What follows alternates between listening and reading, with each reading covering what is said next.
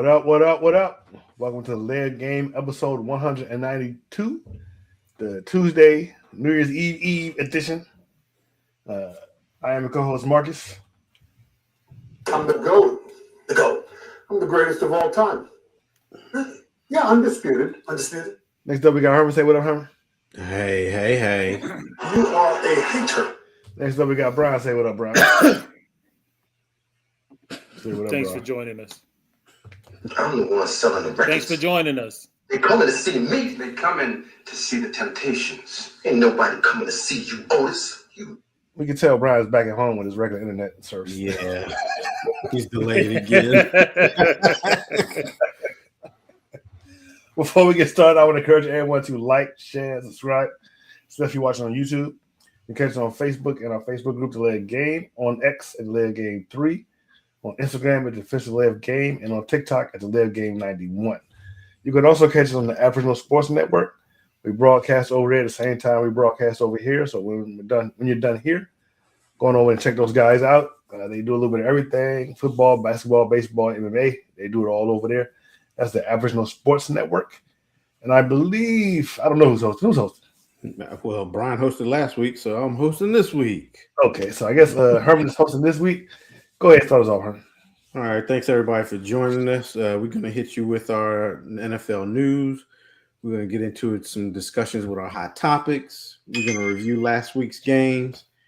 We're going to pick this week's games and we'll hit you with our final thoughts. This is our last show of the year of 2025, so sit back and enjoy. I will throw it back to Marcus for the first news story of the day, of the week. Thank you.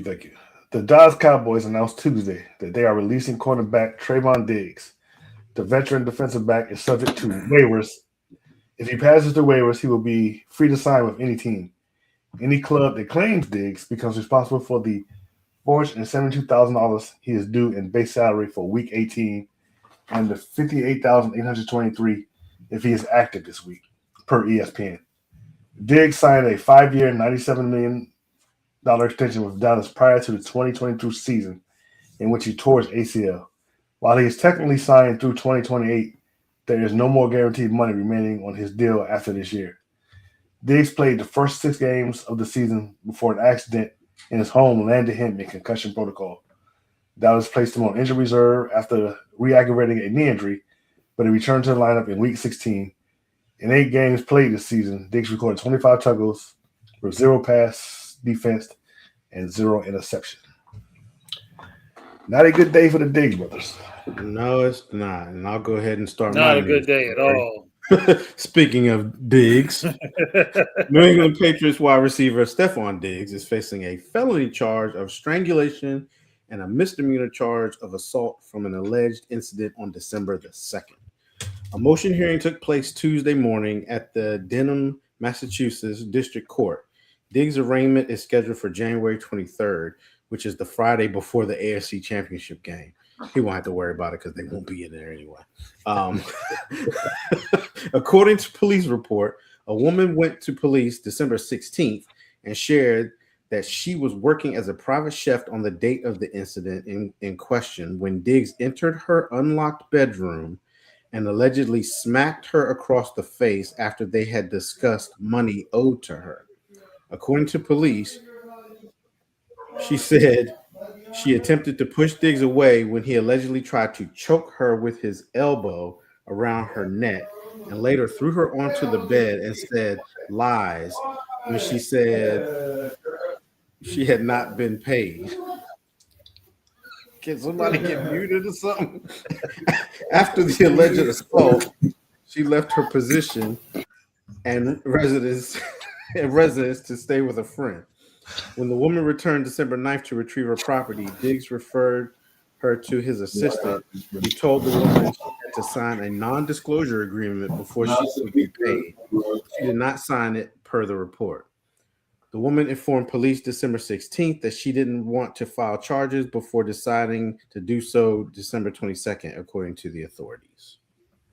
So, like you guys said, not a good day for the Diggs family.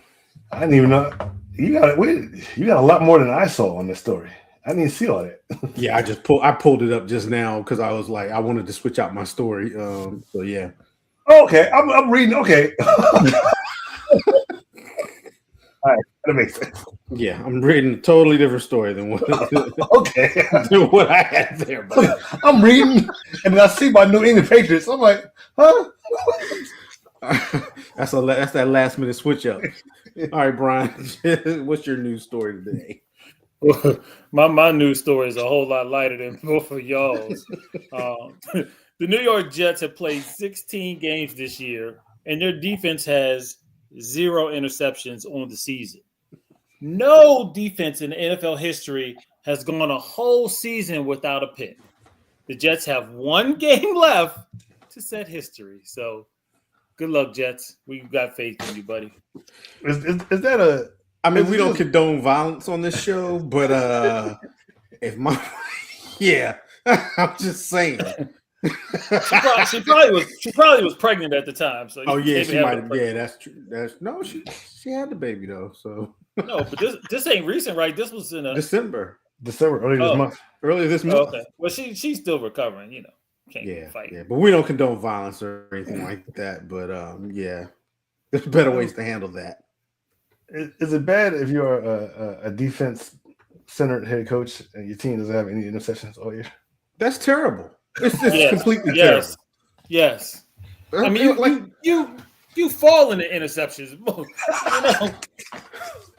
Bruh, I mean, it's crazy. Like not one batted pass. I mean, no nothing? tip balls, no nothing. tell me this though. What like with Washington, right? Okay, we felt like Washington was cursed because of Dan Snyder in the name, right? So you changed your name, you got a new owner, and your season looked great, last year. This year you had injuries, whatever. What the heck is going on with the Jets? What's the curse with the Jets? I don't know. I think what's that guy's name? Joe Namath? Joe Joe Namath? Namath. Yeah, I think he might have cursed him. It's terrible, man. Like, what is going on? Mhm. It's That's crazy. It is. It is. All right. So Well, that's the news. And thanks for stopping by. I try to get into the hot topic before you. I plays know, that, but, I you know, I know. All right, let's do a little bit of Monday morning quarterbacking. Did the Bills coach make the right decision going for 2 at the end of the game instead of kicking the extra point and playing for overtime? Marcus, you look like you want to answer this one bad, so I'll start with you. Well, I don't know. I should have done some more research. I don't. Can you tell me? Could they have improved their playoff position? Yes, With a they win. still had a chance to actually win the division. Yeah, they did have a chance. Oh, to do okay. Then that's what changed my opinion. Then no, he didn't. No, he did not make the right decision for going for it. Even though, and probably if Josh Allen throws that pass 99 out of 100 times, it'll get caught because the guy was clearly open. It was just a bad pass, I guess, because the play clearly worked. It just is a bad pass. I'm gonna say this for 2 reasons. Number one, even though your offense hadn't been doing that much the whole game, Jalen Hurts had 0 passing yards in the second half. Okay? 0. Their offense wasn't doing anything either. If my defense had kept a team from getting 0 passing yards for an entire half of football, an entire half, I think I would trust that my defense could help us win this game in overtime. And you have what is arguably one of the greatest quarterbacks playing the game right now. Even though he hadn't looked like that the entire game, and he did some stupid things. He had a terrible fumble that was entirely his fault. Overrated. It was entirely his fault. I got to go Herm Edwards here. You play to win the game. But that's what they were doing, though. Right. Totally They weren't confused. playing to tie the game. They were playing to win the game. So. You had me until you went there. Yeah. But that means you kick the extra point, you tie the game, and you go over overtime. Your defense. Do the other one. They are who we thought they were. Yeah, that's the one you need. Playoffs. I don't know. I can understand why he went for the 2. But considering all that was at stake, that you could have won the division, you could have had a home game. It's why not just Eagles offense hadn't done a damn thing all second half. 0 passing yards. Like where did they do that? You don't think your defense could have helped win you that game? And you already had one of the greatest quarterbacks playing right now. Just go ahead and kick the extra point, take it to overtime, and then I don't know what a tie would have done, but I don't know. I would have went for it, and it's not like those games where like there's no defense at all. Like it's like one of the opposite games. Like there's no defense at all. Every team is scoring every time they get the ball. It was completely. Then I can understand doing that. This is the complete opposite game. The complete opposite of that.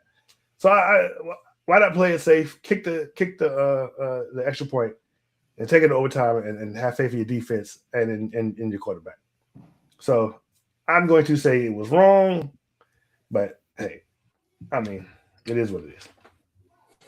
All right. So at first, that was my first thought too.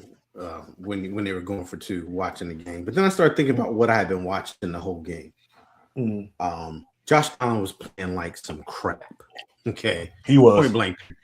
Period. He was. The Eagles not doing anything on offense was more about bad quarterback play than it was about the Bills' defense being great or anything like that. It was still the same quarterback in overtime. Still the same quarterback in overtime. But you just don't know how the momentum can shift. Buffalo had the momentum. They finally had a drive. They had the Eagles defense kind of on their heels. Allen was banged up. His foot was hurting, and he was playing like crap. The weather was bad, and they finally had something going for themselves. So I think that he made the right call, in all honesty, going for 2 and not going into overtime, because I feel like Eagles had won the toss. They would have went straight to their run game, and Saquon was kind of chunking it off a little bit during that game. He was hurting them a little bit in the run game. The passing game wasn't doing much of anything, and I feel like their defense would have probably given up that touchdown. And as inconsistent as Josh Allen had been throughout that whole game, I just think that he looked at it. He was like, "My QB is hot. My offense is hot. They're moving the ball. I'm gonna go ahead and go for 2. We don't lose as much as their chances of winning the division probably were still slim anyway, because New England's playing Miami next week. So I get where he was coming from. And aren't they playing the Jets? Yeah, and they are playing the Jets, but I get coming from that one, but I get it. It's just now, man, and I don't have a problem with this, with the aggression of the coaches now, when it makes sense. When it's stupid, that's another thing. So I think that going for 2 was the right call, just because when you encompass everything that happened within the game, it was probably the best time the best opportunity they had to probably get in the end zone again, because their offense was very inconsistent. Brian? Yeah, Herman, you stole a little bit of my thunder. I agree that it was the right call. The biggest thing was Josh Allen was hurt. Josh Allen had a foot problem. He had to get it x-rayed after the game. And that was your best chance. You were down there. You had if your field goal kicker could have kicked the field goal, you had already been tied. So I said I agree with Herman. That game was long. The offenses weren't doing anything. Marcus, you bring up a good point. The Eagles scored their 13 points in the first half, and that was it. They did nothing the rest of that game. But you don't want to play another overtime. You don't want Josh to be out there any longer. You don't want more injuries to possibly happen. And like Herman said, you had so much momentum in that drive. You got down there. You got that score. You should have been, tied at that point. But he had already made up in his mind before they scored. We're going for 2 right after this. Yeah. We're going to try to end this game right here, right now. And the best point you brought up, Marcus, is they had the perfect play. The play was beautiful. Mm-hmm. Dude was by himself. All he had to do was float it to him. He could have did whatever he wanted. He could have did a backhand flip. He could have, did like some spinning on the ground. He could have did whatever he wanted to catch that ball before it got to him. But it was a bad pass. The defense did get a little more pressure on Josh. He was kind of backing up when he threw the ball. So you kind of got to live and die with that. But overall, it was the right decision. And, I mean, it really didn't hurt them. They're going to be where they are pretty much anyway. So, yeah. So I will say this, even though I took the opposite point. If in that exact same situation, if my coach was in the hot seat, that decision wouldn't have cost him a job. Wouldn't have cost him his job. Yeah, no. Yeah. Nah, I mean, nah. Yeah. All And you right. know, too, the other thing too, you were saying how bad Josh Allen was playing, but who's he throwing to? And his offensive line was garbage. I don't want to hear that because earlier His in the offensive year, line was terrible. earlier Those in the the same year, people we've been throwing to all year. Yeah. I'm just saying, but Philly has a nice front. No, I don't care. Because all they talked about was how they praised Josh on how he was spreading the ball around and he didn't need a number one anymore. So we're not giving him that one. Okay. No, sir. All right. Let's move into the next topic. Myles Garrett accused the Steelers of playing more to not let him get the sack record than trying to win the game. And some in the media think the Steelers' offensive stats and Aaron Rodgers' play style backs up that claim. What do you think? What do you think, Brian? Absolutely not. Absolutely not. He is a force to be reckoned with. Everybody that plays him has to play that style differently to try to make sure he doesn't wreck the game. But I guarantee you they were not concerned with him getting a record of the sacks on Aaron Rodgers. They were trying to win that game. They were trying to win that division. They did not want to have to play this game they got to play now, Sunday night? Yeah. Against the Ravens, okay? Mm-hmm. They did not want to play that game. They wanted to already have this thing wrapped up. But you have to account for him. He is a force to be reckoned with. So I don't know about this. Aaron's going to throw the ball. Aaron ain't trying to get hit. Okay, Aaron's old. Aaron's trying to get that ball out, regardless of who he's playing.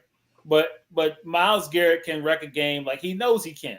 So you got to pay attention to that. You got to make your game plan accordingly so that he is not the reason why you lose the game. So I don't think that he had anything to do with it. I think it was just the game plan they had in place. The Browns have had a good defense all year long. Lots of teams have struggled. Green Bay struggled against the Browns, So I don't think it had anything to do with it. Marcus? So I 100% agree with you, Brian, that the Steelers were not playing that way. But it wouldn't surprise me that Aaron Rodgers was playing that way. It wouldn't surprise me at all. It's widely known Aaron Rodgers is an a-hole. And it wouldn't surprise me that his ego was like, "Oh, you're not getting that record on me." Especially since the last time the sack record was broken was against his predecessor in Green Bay, Brett Favre. So it wouldn't surprise me at all that Aaron Rodgers, in his own mind, was thinking that. But definitely not the Steelers as a whole, because like you said, why would you want to come down and have to play this game against the Ravens this Sunday when you could have just already have locked it up and maybe rested some of your players?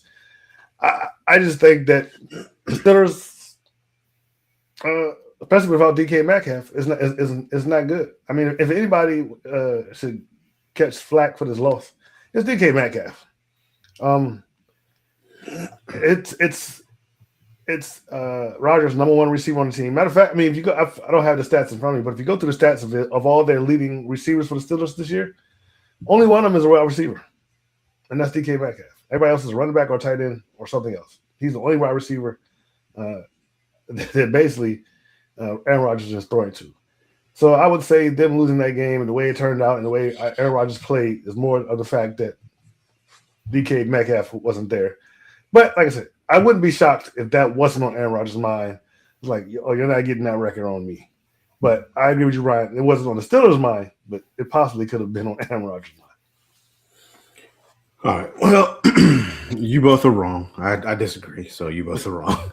I'm not gonna say I watched the whole game, but when I was turning it on and when I would see it come up and when I was watching it and what I was catching, there was a little bit of overemphasis on Myles Garrett, on making sure Myles Garrett didn't get him. And you do game plan to stop him, but I think as a result of some of the overemphasis of stopping him, it resulted in the Steelers losing the game. Plus, they didn't have DK Metcalf. And like you said, Marcus, I'm sure it was in Aaron Rodgers' mind. And if you think it was in Aaron Rodgers' mind, and you don't think that it was in the Steelers' mind, you're crazy, because you know that all week long during prep, Aaron Rodgers was in the offensive coordinator's ear talking about, no, we're not running this because Myles Garrett's probably going to sack me on it. So technically, he had influence to make it happen. And as a result, they lost the game. And now they got to play the Ravens Sunday night, which we're going to get into that pick later on. But I can tell you, I know who I'm not picking. I just find it hard to believe that the Steelers as a whole had that attitude. Right. So you saying Mike Tomlin went in there and said, we're not going to let him get the record on us. You think Mike Tomlin cared about that? Mike Tomlin, he's not in the offense. He is in the like offense that. and the defense. And not since Aaron Rodgers has gotten there. Yeah, he's still listening. He's still paying attention. So I'm telling you, if Aaron Rodgers said, I don't want to get sacked, Mike Tomlin said, okay, Aaron, we'll make sure it don't happen. My goodness. Yeah, I said it. Where's Mark? Mark definitely needs to be on this one.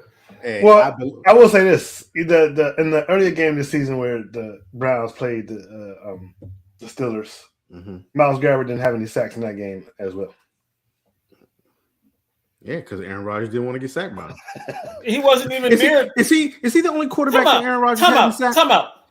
No. There's been 4 games this season where Myles Garrett has not had any sacks. No, but has Myles Garrett ever sacked Aaron Rodgers? I'm sure he has. I'm sure he has. Because there was. I think in the first game, he wasn't on the record. He wasn't close to the record. No, he wasn't. He wasn't.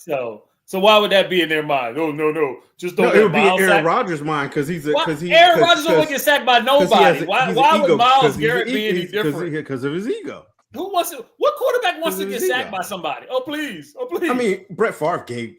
Brett Favre gave Michael Strahan the sack to him, and we all know that. He gave it to him. So I don't think Brett Favre didn't mind. Right. Ain't nobody trying to get sacked on purpose. I believe what like I said, I watched some of the plays. I was like, man, what was that? Like Aaron Rodgers was like, Garrett was closing in. Aaron Rodgers, he just threw the joint. You act like you need to go watch some more games. They've been playing like that all season long. Nah, not quite. Yes, they not have. Quite like that. And it probably was exacerbated because they didn't have DK, because he would throw it up to DK. So, but no, ain't no way. I believe it. I believe the game plan was to not let him, because they figured they could just beat them. They figured if Myles Garrett don't wreck our game, we can beat them. Right. So y'all are wrong. Is right. Marcus, high five. Marcus, high five. You're wrong. High five. All right. So those are our 2 hot topics of the week. Let's go ahead and roll into the games we picked last week. First game up was the first Saturday game. We had the Dallas Cowboys traveling into Washington to take on. It was the first Christmas game, sir. Not the Saturday game. Christmas game. It was a Christmas game. This was a Christmas game? Yes. Cowboys game at Christmas game. I'm losing time here. So sorry. The first game of the week was the Christmas game on December 25th. We had the Dallas Cowboys going into Washington to take on the Commanders. Cowboys won this one 30-23. Dak Prescott was 19 for 37, 307 yards passing, 2 touchdowns. On the flip side, Josh Johnson was 15 for 23, 198 yards passing. Leading rusher for the Cowboys was Malik Davis, 20 carries on 103 yards. And the dude with all those names, 11 carries for 105 yards and 2 touchdowns. Leading receiver for the Cowboys was Kevontae Turpin, 1 reception for 86 yards and 1 touchdown.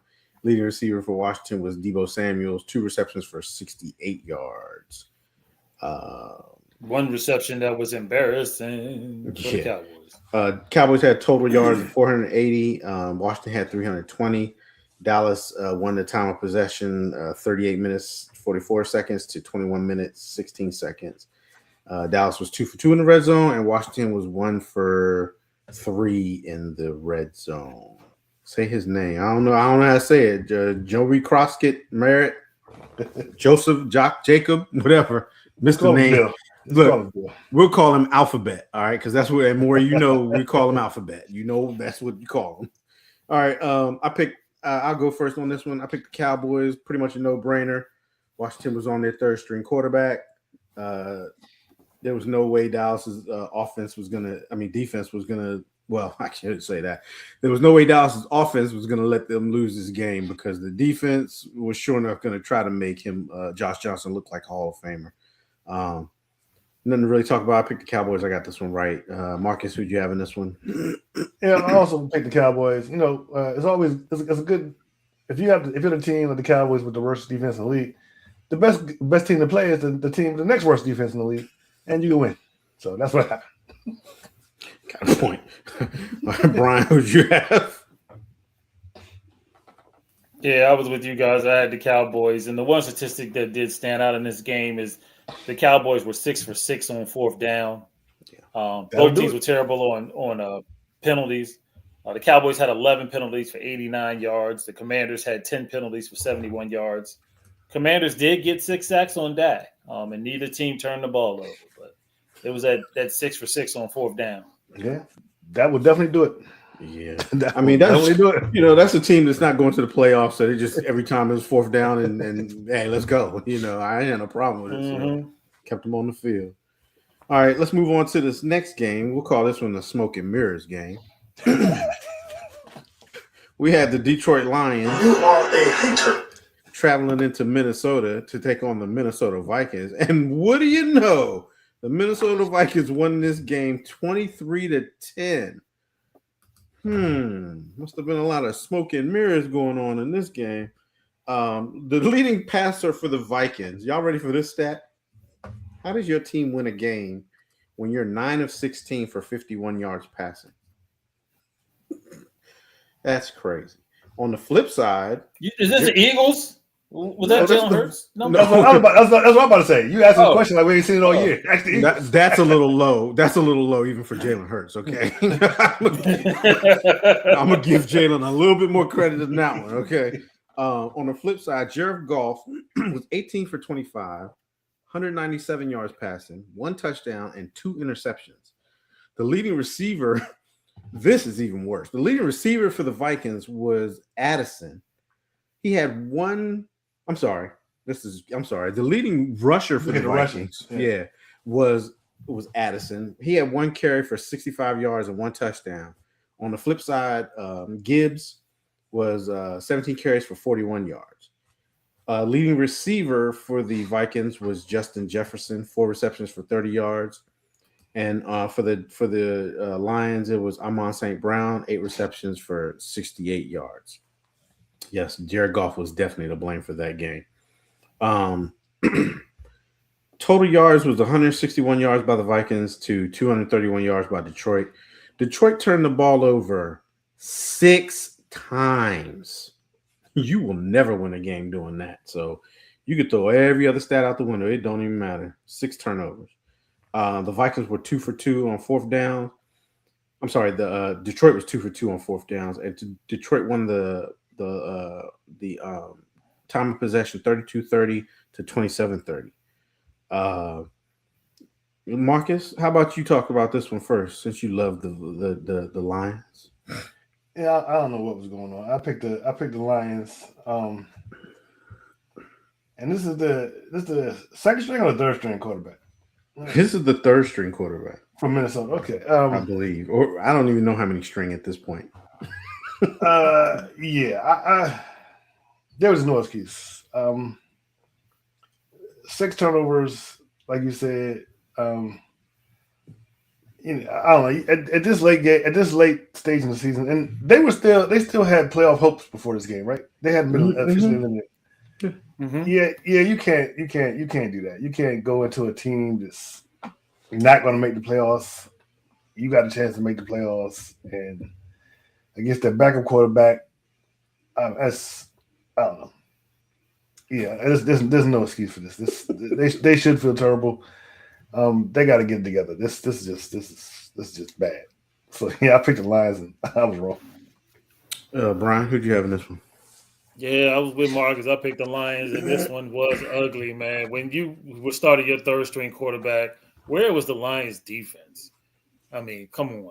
But actually, I need to take that. They haven't had one all year, to be honest. Yeah, well, but the offense really kept giving them beautiful field position, if not letting them score outright. So you got to give this game to the defensive coordinator for the Vikings. Herman talking about smoke and mirrors. That dude's defense has seriously got teams not knowing where they're going. I mean, I remember watching against the Cowboys, and it was bad. Apparently, this was worse because we did kind of move the ball a little bit, but you never know what he's going to do. So you got to give him credit on that one. Yeah, so I just want to say thank you to Detroit for proving my point going into this game. I mean, it couldn't have gotten proven any better. No. Who did you pick, sir? It doesn't matter who I picked. Who did you pick, sir? I picked Detroit. I picked Detroit. What kind of point are you got this proving, wrong. sir, when you picked this But team? the point that I made last week's show was Detroit was not as good as advertised. Nowhere even close. That they were a bunch of smoke and mirrors. And I called up Brian Flores and I said, why don't you expose Detroit for me this week? And he did what I asked him to do. Okay. Man, Jared Goff, did he account for all 6 of the turnovers? Yes. Can you imagine? And could you imagine if Dak had did this? No, actually, he didn't. He accounted for 4. Jameer Gibbs accounted for one of them. Okay, so he accounted for 5 then. Yeah. This dude in a playoff, basically a playoff game for your team to make the playoffs, he turned the ball over 5 times. Has he been crucified all over the sports media this week? Nope. No. Not at all. Nobody cares about Detroit. Exactly. It's the craziest thing ever, man. Ever. But did somebody else just turn the ball over 5 times too? Recently? I don't know, but whew, that was. I mean, I'm sure it's happened this year. Yeah. But I just want to say thank you again, Minnesota, for proving my point last week. I did pick the Vikings and got this They didn't wrong. prove your point, sir. But they definitely proved my point. You picked the Lions. They proved my point. If your point was proven, why did you not pick the Vikings? Yeah, you should have picked the Vikings. Because I didn't think the Vikings would win. I knew that Detroit wasn't good. The Vikings proved that Detroit wasn't good, like I asked them to. All right, let's move into the final Christmas game. We had the Denver Broncos going into Kansas City to take on the Kansas City Chiefs. This was Travis Kelce's final home game, it looks like. Do we know that for sure? Yeah, No. I think he actually came out and said it. If I'm not I don't mistaken. think he did. I don't think After the game, I think he did, yeah. No, he didn't after the game. He definitely didn't after the game. Like a couple days after the game, not right after the game. Yeah, I think he came out and said. I think he said it anyway. It's probably the next game. I think you're right. You're right. He did. He did announce his retirement. Okay, that's what I thought. He did come out like a couple days after the game, and he said it because Aaron. So the Broncos won this one, no surprise, 20-13. Kansas City was on their third string quarterback, whatever. Bo Callahan was 26 for 38, 182 yards passing, 1 touchdown, 1 interception. On the flip side, Kansas City's backup quarterback, I don't know how you say that name, 13 for 22, 66 yards passing. Leading rusher for the Broncos was Harvey, 14 carries for 43 yards. And Kareem Hunt was the leading rusher for the Chiefs, 7 carries for 38 yards. Leading receiver for the Broncos was Sutton, 4 receptions for 40 yards. Excuse me. And the leading receiver for the Chiefs was Travis Kelce, 5 receptions for 36 yards. Total yards, Broncos had 303. Kansas City had 139. The Broncos were 2 for 4 in the red zone, while Kansas City was 1 for 1 in the red zone. And Broncos had time of possession 39 minutes, 28 seconds to 20 minutes, 32 seconds. I'll go first in this one. I did pick the Broncos. It was pretty much a no-brainer. The Chiefs without Patrick Mahomes is not the same team. Even though this game was close, it's, divisional game. It's always going to be close. Sometimes you can just throw those records out the window. How much? I don't know how much I trust Denver moving into the playoffs. It's going to be an interesting playoff this year. But I did pick Denver, and I got this one right. Brian, who'd you have? Yeah, I picked Denver and I picked this one right, but I mean, I was not impressed at all at Denver at all. They let Kansas City hang around this thing way too long with a third string quarterback. What was second string? No, third string. Yeah, they Third lost. string. They lost his Minshew. Minshew. Mhm. Yeah. And Kansas City had a chance to actually win this game.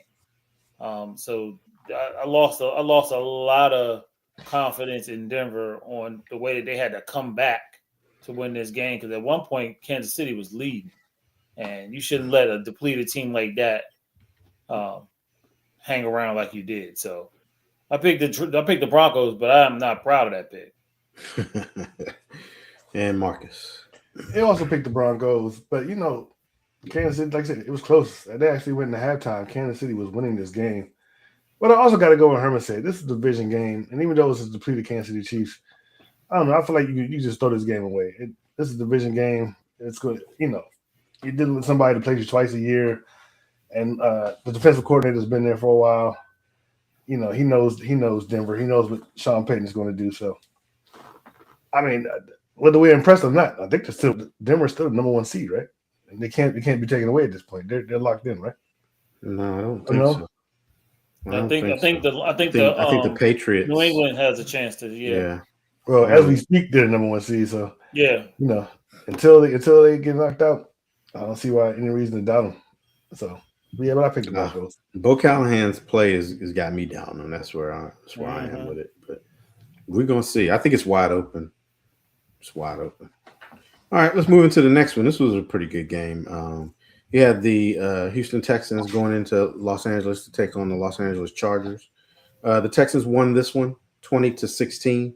CJ Stroud, 16 for 28, 244 yards passing, 2 touchdowns, 2 interceptions.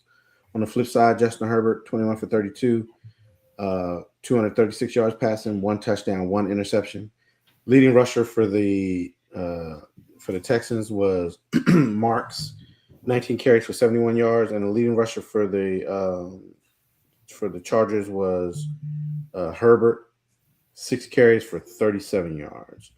Leading receiver was Higgins, 2 receptions, 88 yards and 1 touchdown, and the leading receiver for the Chargers was Johnston, 5 receptions for 98 yards. Houston had 2 turnovers. Chargers had 1. Houston won the total yards, 362 to 275, and time of possession was pretty close, 30-21 to 29-39. Houston was 0 for 0 in the red zone, so they never got in the red zone when they scored. And the Chargers were 2 for 5. Brian, who'd you have in this one? Man, I had the Texans in this one. I think I was the only one. Oh, no. I thought I was going to be the only one, but we all ended up going with the Texans. Yeah. And the reason why they didn't have to be in the red zone, Herman, is because they threw a 75-yard bomb and a 73-yard bomb in the first 2 drives.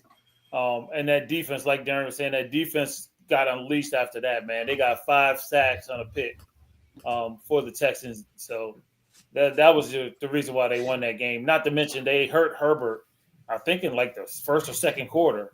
Mm-hmm. He was going off the field with his arm hanging. So he's not playing this week because he's beat up. Well, yeah, because they're trying to get him rested for the playoffs. For the playoffs. Yeah, now I don't think their seating is set. Their seating is set. They can't improve or get any better. Yeah, Marcus, who'd you have in this one?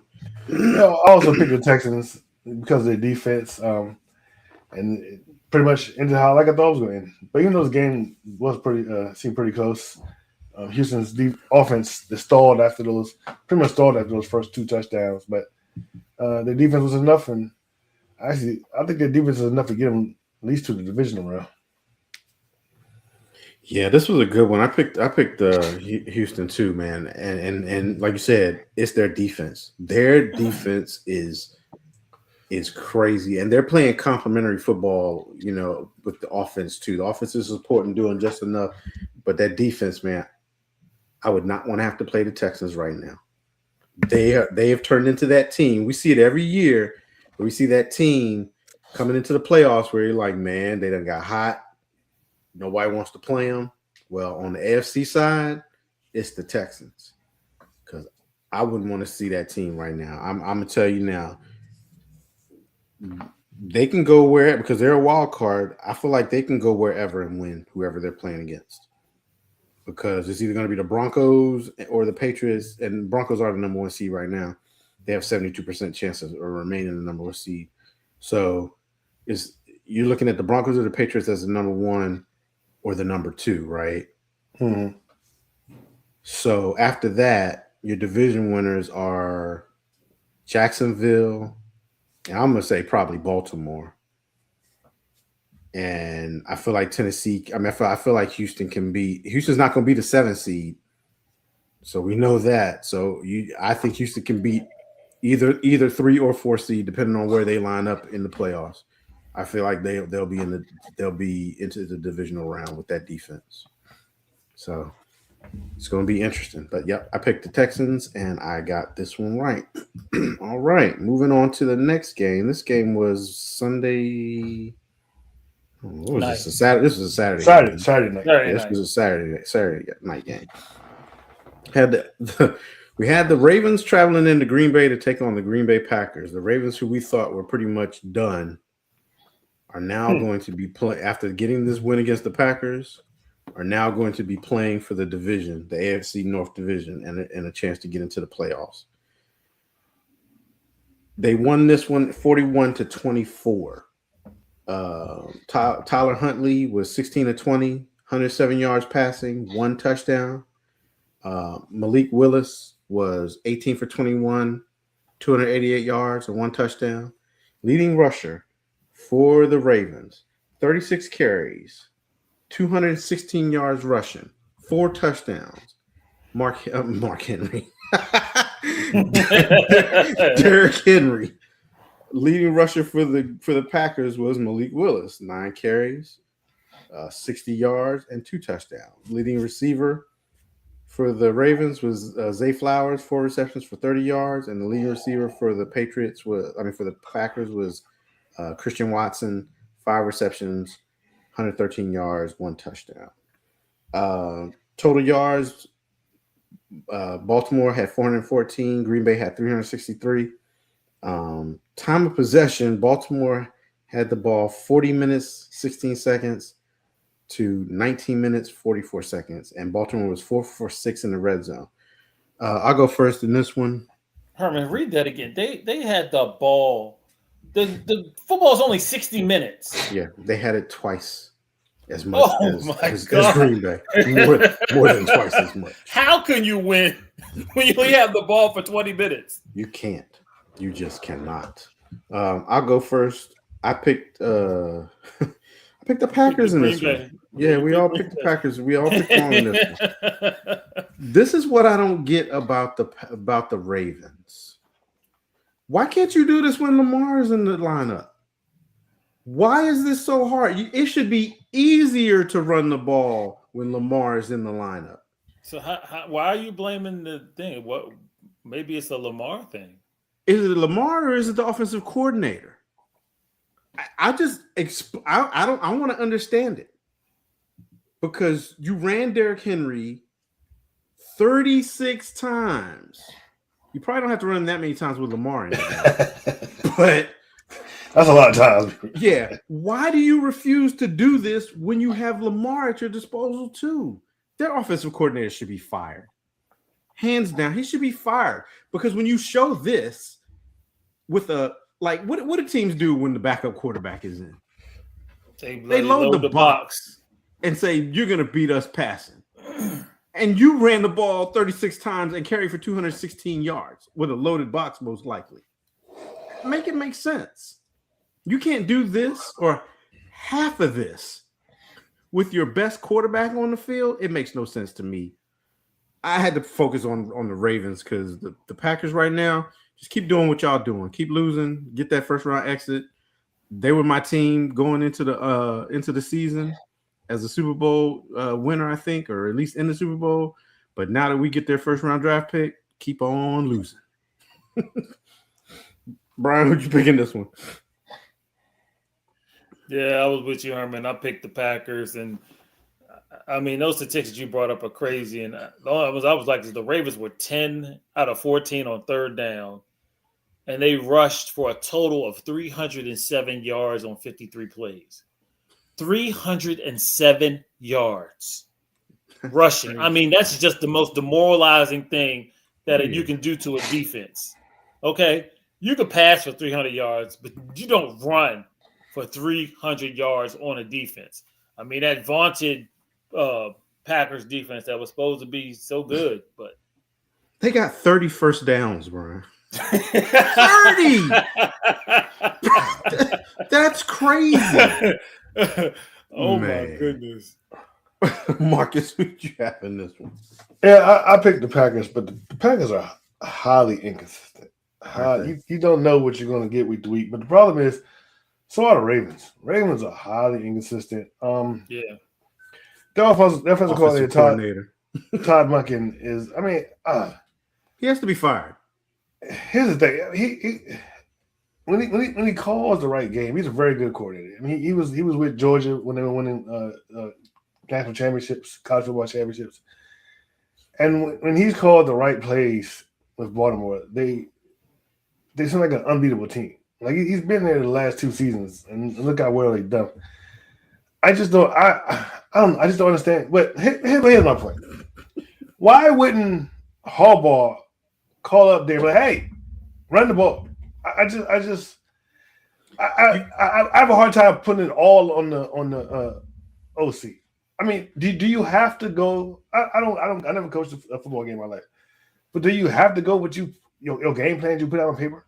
You can't improvise. Oh, you definitely can change up. You can change it, but you can't go crazy off the rails because you practice this stuff all week. But sometimes you have to when you're down like 21 and Well, yeah, then you throw out the run game and then you just go all your pass plays. But these are the same pass stuff that you practiced. But I just don't. I mean, I just don't understand why this isn't happening every game. And that's why he has to be fired. The game before they got in trouble about that too because they didn't have Derrick Henry. Yeah, he did pretty much the whole fourth quarter. Yeah. He was out of the game. Is it a matter of I have all these toys and I have to play with every toy, or and it's like now that he doesn't have the Lamar toy, then it's like okay, now I'm just going to play with the Derrick Henry toy and run the football. It doesn't make any sense. You should not be able to be that successful running the football with your dynamic quarterback out of the game. And then when he's in the game, you can't do this. You can't duplicate it. He has to be fired. I mean, he'll go. I think Harbaugh's probably going to go, but he'll go when Harbaugh goes. I don't think Harbaugh's going nowhere. I think that offensive coordinator. I don't know. I think his years may be numbered, but I think he'll make it through this season. I mean, I don't know, but it just seems weird to me that you come in there and you've had games like this before where you dominated like this before, and it seems like every game should be like this. But it's few and far between. And all will be forgiven if they beat the Steelers on Sunday. But not if they go into the playoffs and don't run the football again. and one and done. Let's be honest. I mean, we'll talk about this later, but if they make it to the playoffs, nobody's picking the Ravens to beat anybody. Come on. If they run the football like that, you'd pick them. But you don't. Everybody was picking them as the preseason, so yeah. But yeah, I picked the Packers and I was wrong. And just I don't know, like I said, two very inconsistent teams. Even though Malik Willis showed up, he probably earned himself a job. He did earn himself a job somewhere else. Exactly. That's exactly it. That's why it doesn't make sense. Because Lamar can run too. But I just feel like there's more going on in Baltimore. Something is going on more than just the offensive coordinator not calling run plays. I feel like there's something else going on in Baltimore. I think it's off. I feel like the whole everything is off, coaching wise, Lamar wise, everything. Yeah, I mean, all these other reports coming out too. But let's move into this Sunday night game. This was a good game too. Another good shootout. Yeah, the Chicago Bears going into San Francisco to take on the 49ers. The 49ers squeaked out the win on this one, 42-38. Brock Purdy was 24 for 33, 303 yards passing, 3 touchdowns, 1 interception. Caleb Williams, 25 for 42, 330 yards and 2 touchdowns passing. Leading rusher for the 49ers was, of course, McCaffrey, 23 carries, 140 yards, 1 touchdown. And Swift was the leading rusher for the Bears, 9 carries, 54 yards, and 2 touchdowns. Leading receiver for the 49ers was Parasol, 5 receptions for 85 yards. And the leading receiver for the Bears was Burden III, 8 receptions for 138 yards passing. Total yards, Bears had 440. San Francisco had 496. Say that again. 496. Jesus. Yeah, time of possession, 49ers won this one 33-33 to 26-27. Bears were 1 for 3 in the red zone, while the 49ers were 5 for 5 in the red zone. Marcus, who'd you have in this one? Yeah, I picked the 49ers. I tried to be right. It was just no defense at all this game. And the Bears started off strong. I mean, to get that pick six, pretty much to start the game on Brock Purdy, you thought the Bears had a legit chance to win this game, but the Bears, it seemed like the Bears couldn't stop the 49ers offense, and the 49ers couldn't stop the Bears offense. It came to one of those games where who held the ball last, and just the 49ers were able to pull it out. And how Christian McCaffrey isn't getting any MVP talk this season is beyond me. Especially the way the 49ers have been playing. And I did just find it weird, though, that, Robert Saleh's defense couldn't stop Chicago. But that just goes to show you that Ben Johnson, he knows how to call the offense. And, I guess that's what Detroit is missing right now is a Ben Johnson. But I picked the 49ers, and I was right. Brian? Yeah, fun fact. The 49ers-Bears game is only the second time ever an NFL game has been tied 7-7, 14-14, 21-21, 28-28, and 35-35. Wow. But the two quarterbacks in this game are irritating me because I don't like either one of them. And I think they're trying to say that they both suck, and they're proving me wrong severely. Man, Brock Purdy's doing his little dances and stuff. Oh, my gosh. It's getting on my nerves. We dogged Caleb, since he came out the draft. Yeah. And, he was going toe for toe with him. So I might have to keep my mouth shut. Although he did have to throw, 40 times you said? 42. 42 times. So. Yeah, well, I had faith in the Bears this week, and I was wrong. I can play my big dummy. You big dummy. You big dummy. You big dummy. You big cold-blooded dummy. You big dummy. See what you did? Oh, no, you big dummy. Yeah, Brian, man, I was watching the game, and I'm like, oh, my gosh, with Brock Purdy just stopped looking good out there. This is killing me. But I feel like this game came down to, and I noticed this before in Chicago where they had a game, they were driving late. They made a completion, and they had all 3 of their timeouts, and it was about a minute on the clock. Caleb Williams running the 2-minute offense in that hurry-up drill, he's slow. He's just kind of slow at it. And I felt like they should have called the timeout right there, and they didn't. And they didn't run another play till almost 45 seconds was on the clock. And at that point, it was like they killed way too much time. And I think that's what kind of messed up the rhythm of their 2-minute offense right there. And there was a game prior to this where Williams did the same thing. And I was like, you had 3 timeouts. They should have called. They completed the ball, and it was like, let's say it was like 1 minute left. And they had 3 timeouts. They should have called that timeout right there because it was a long play. Who should have called the timeout? Chicago, the head coach. Well, there you go. The head coach should have called it. That's who I'm blaming it on. Yeah, Marcus is little boy genius. Yeah, he should have called a timeout. He definitely should have called a timeout right there. So he has some clock management there because again, Caleb is not.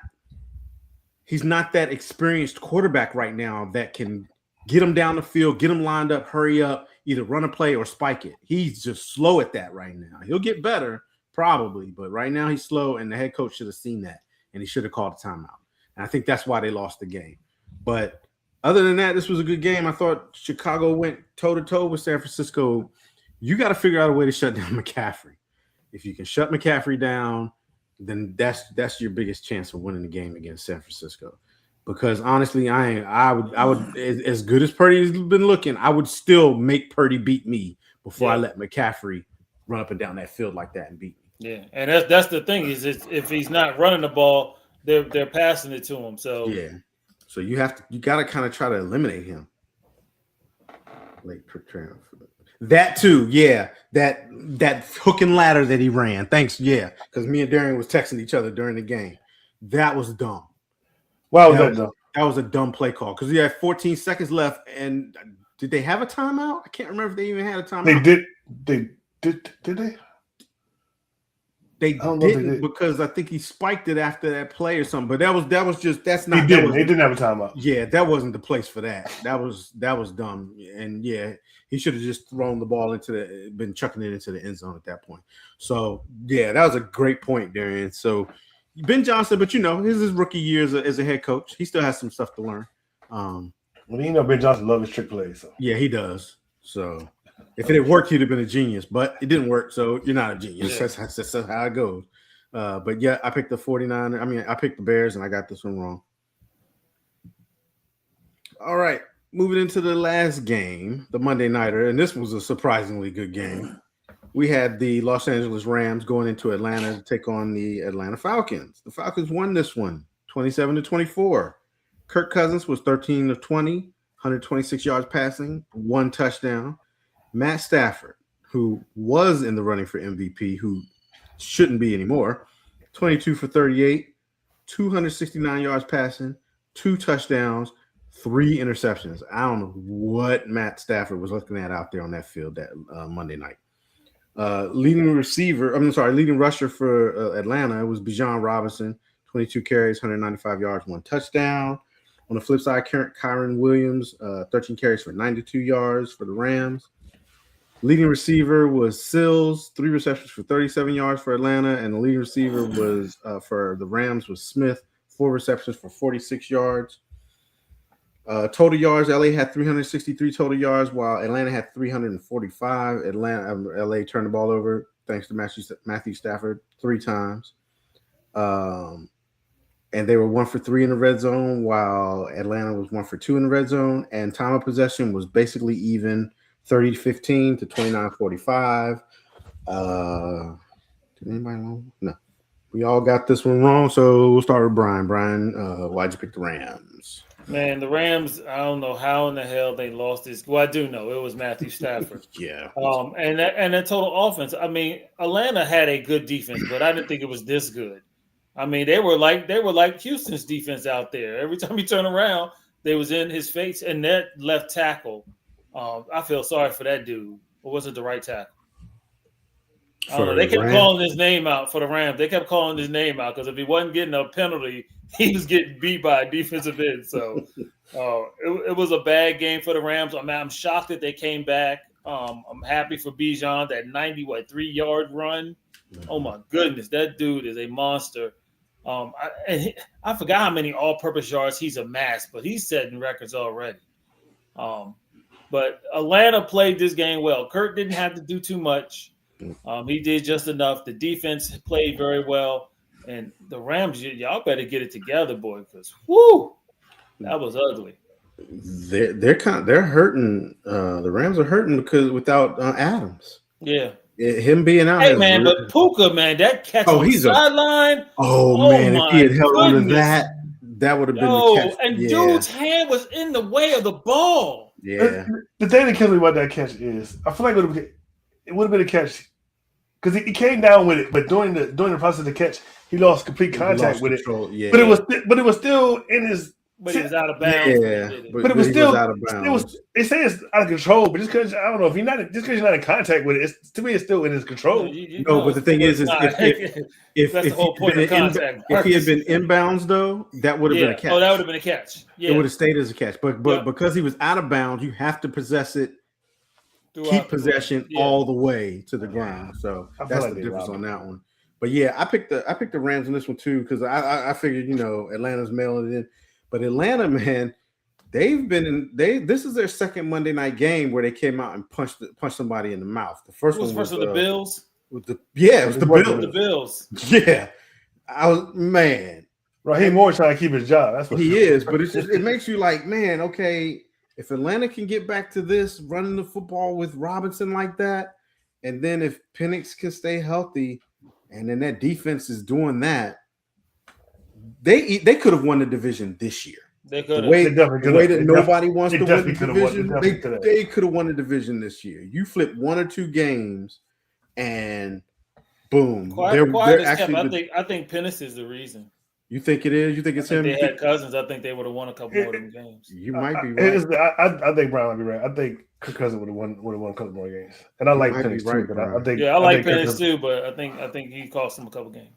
Yeah, if they would have started Kirk Cousins sooner, they'd probably be in the playoffs.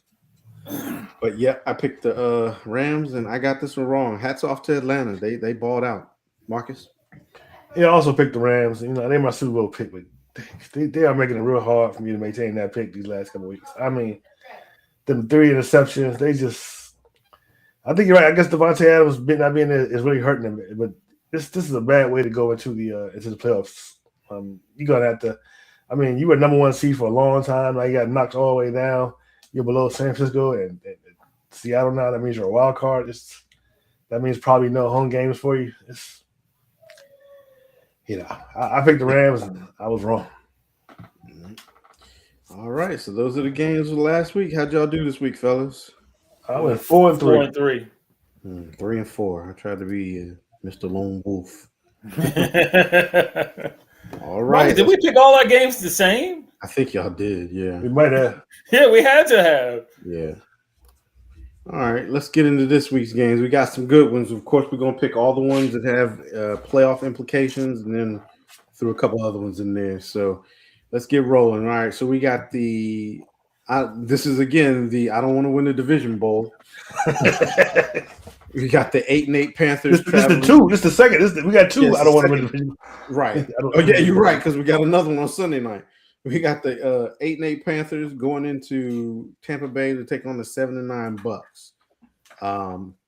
The Bucks are giving up 3.5.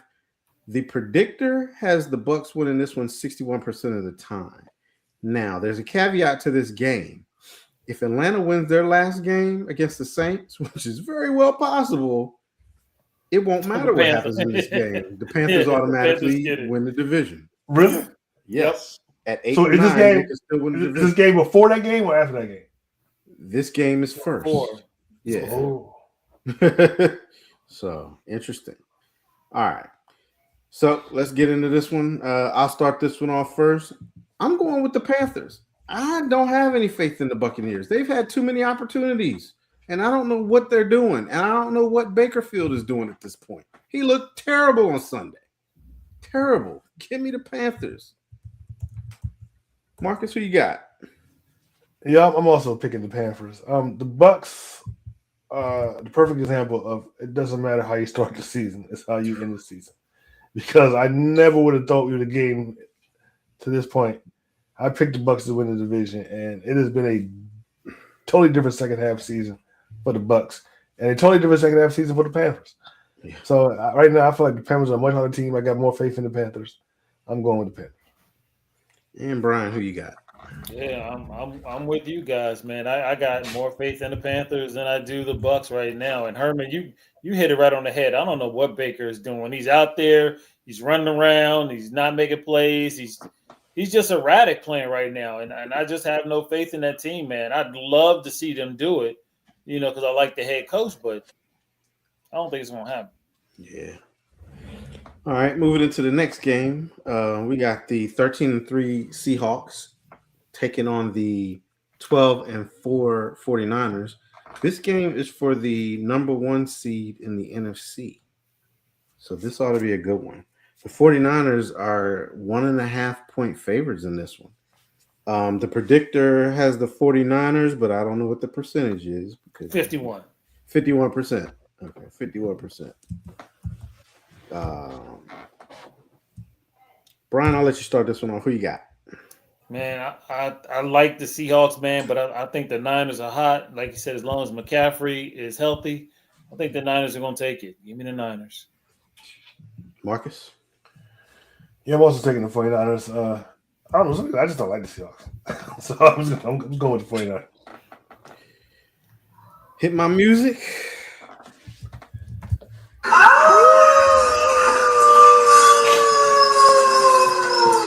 I'm going with the Seahawks on this one. I don't know. I just have a lot of faith in the Seahawks for some reason. The defense is very good. The Their defense defense is very good, and their offense when it's hitting right. Mm-hmm. And I feel like if the Bears could do what they did, JSN is going to have a field day against the 49ers. It's just the quarterback that scares me because he can be great or he can destroy your team. Yeah, but so can Caleb, and Caleb actually was greatish in that game. Yeah, but Purdy's going to be steady. Purdy's not going to throw the game away. He is, but this is a divisional game too. Yeah, I'm going with the Seahawks in that one. So fun fact, Sam Darnold, if the Seahawks win this game, Sam Darnold will be the only quarterback to ever have back-to-back 14-win seasons with two different teams. Wow, that's crazy. All right, moving on to the next one. We have the 8-8 Smoke and Mirror Lions traveling into Chicago to take on the 11-5 Bears. The Bears are giving up 2.5. The predictor likes the Lions at what percent? I didn't put a percentage. I'm sorry. Okay, at some percentage, the predictor seems to like the Lions. I don't know why the predictor likes the Lions. I'll start this one off first. Y'all know I'm not picking Smoke and Mirrors. So give me the Bears to win this one going away. Marcus, who you got? Yeah, I'm also taking the Bears. I can't go. I can't do the blue Kool-Aid. I gotta go. No more blue Kool-Aid, huh? Brian, who you got? Yeah, I'm with you guys. I'm going with the Bears. The Lions have no reason to really play hard for this game. It's the last game, but they can't hurt the Bears. So what's the point? Right. They just don't want to have to rehab during the offseason. All right. Next game up, we got the 11-5 Chargers going into Denver to take on the 13-3 Broncos. We talked about this earlier that Justin Herbert is not going to play in this game. The Broncos are 7.5-point favorites in this one, and the predictor likes the Broncos by 54%. I don't know why it's not more with Justin Herbert out. Maybe that was before. This was before they announced it. Okay. I'll flip it right back to you, Brian. Who you got in this one? Give me the Broncos, man. Marcus? I'm also taking the Broncos. And I'll round it out with the Broncos with you guys because without Justin Herbert, they was probably going to struggle anyway, but now I just don't see it. All righty. Next game up, we got the 9-6-1 Packers going into Minnesota to take on the 8-8 Vikings. The Vikings are 6.5-point favorites in this one, but the predictor likes the Packers 75% of the time. Give me the Vikings. I just don't know what the Packers are doing at this point. I don't trust them. I'm going to go with the Vikings. What the heck? Brian, who you got? For some dumb reason, I'm going with the Packers. I pray that Love plays in this game. But you're right, Herman. I could definitely see a scenario where the Vikings dominate this game like they did against the Lions last week. But give me the Packers. They're the one team that has something to play for. And Marcus. I don't think the Packers have anything to play for. Win or lose, they're 7, right? Win or lose, they're 7 no matter what, right? Yeah, they're in. Yeah, they're in. I don't think they can move up at all, actually. Yeah, they can't move up or lose their spot. But I wouldn't be surprised if the Vikings win this game, but I'm going to take the Packers. So I guess I'm low with. No, who do you take the Packers to? Right? The Vikings. That's right. I'm taking the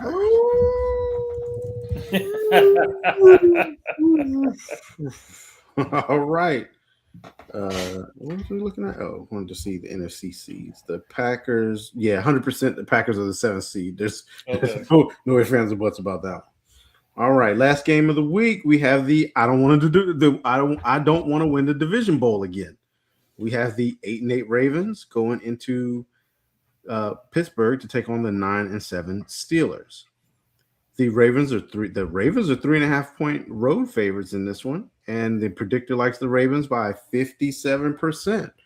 Marcus, who do you like? Like I said, both of these teams are so wishy-washy. I'm going to pick the Ravens and say this is might be Aaron Rodgers' last game. I'm picking the Ravens. I'm with you, Marcus. I'm going with the Ravens. I'm not picking the Steelers at this point in time, but you know, Munchin, if you're watching, you better run the football, dude. Run the football. Even if Lamar is in the game, run the football. And even and isn't the Steelers defense terrible this year? Yeah, run that. They're not. No, they were good terrible. bad, but they don't have TJ Watt right now. So Yeah, and well, he might be back for this game. You think he probably has to come back for this game? I don't know. Because wasn't he like close to? I think he was close to coming back before. But I think they ain't no playoffs if you don't win this one. So if he's anywhere close, you better play him. Brian, who you got? Rounded out for us. I'm with you guys. Yeah, I'm definitely going to go with the Ravens on this one. And Herman, you took the words right out the mouth. You can win this game by just running the damn ball. Yeah. You run the damn ball, you will win this game. If you do anything else, it's up for grabs. That's all you got to do. run the football.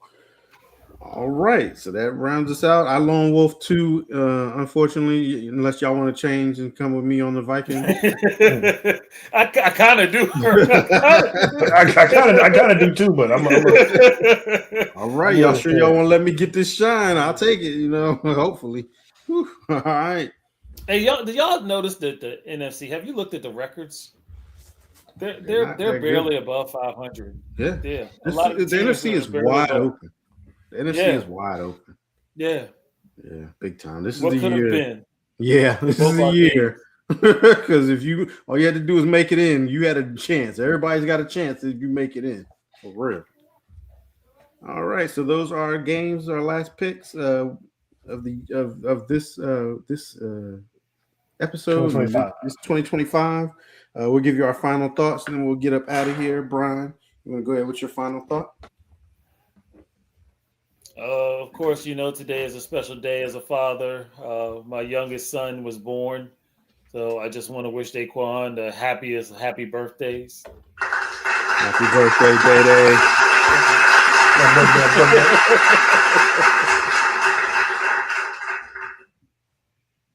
That's all?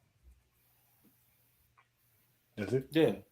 No, Happy New Year. Oh, I love you. Happy New Year. No. Damn your New Year. Wow. My team ain't going to the playoffs. So damn the New Year. All right. I want to wish everyone a happy New Year. I want to send a shout out to my son. Tell him big things are coming for you. Congratulations. Proud of you for getting out of your comfort zone and doing new things. So congratulations on that. You're going to do great. Again, happy New Year to everybody. Be safe out there and bring in a new year with your family and loved ones and have a good time. Marcus, take us out. I just want to wish a happy New Year to everyone, and want to give a shout out since we celebrate young folks tonight. Give a shout out to the fifth Beatles' daughter Yasmin, starting a new life up north. Good luck to you, and good luck. The world is yours to take at this point. It's your world, your time. Congratulations. So before we get out of here, I want to encourage everyone to like, share, and subscribe, especially if you're watching on YouTube. You can catch us on Facebook in our Facebook group, The Layer Game. We're also on X at The Layer Game 3. And we're on Instagram, The Official Layer Game, and on TikTok at The Layer Game 91. You can also catch us on the Average No Sports Network. We broadcast over here at the same time we broadcast over here. So when you're done here, go on over there and check those guys out.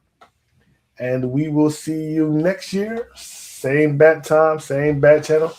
Peace. We out. Peace. Happy New Year.